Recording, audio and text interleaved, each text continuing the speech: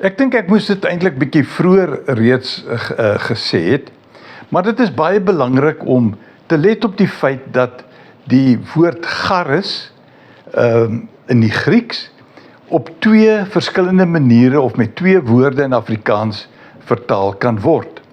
Die een woord is genade en die ander woord is guns.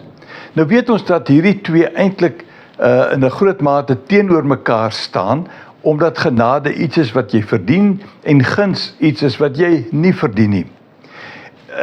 Die vertalers het besluit om meer op die woord genade te konsentreer, en ek wil jou nooi om, wanneer jy die Bybel lees en jy kom by die woord genade, toets 'n bietjie en kyk of die woord guns nie dalk meer sinvol is in daardie teks nie.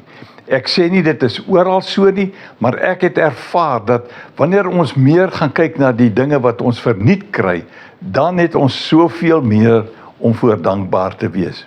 So lees ons dan in Efesiërs 1 vers 6 tot 8.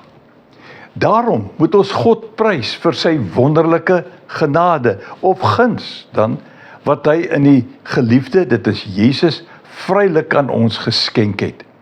Deur die bloed van sy seun is ons verlos en is ons oortredinge vergewe kragtens die ryke genade wat van God wat hy in al sy wysheid en insig so oorvloedig aan ons geskenk het. Nou ons weet, genade is die basis waarop ons gered word. En guns is dit wat ons kry nadat ons gered is.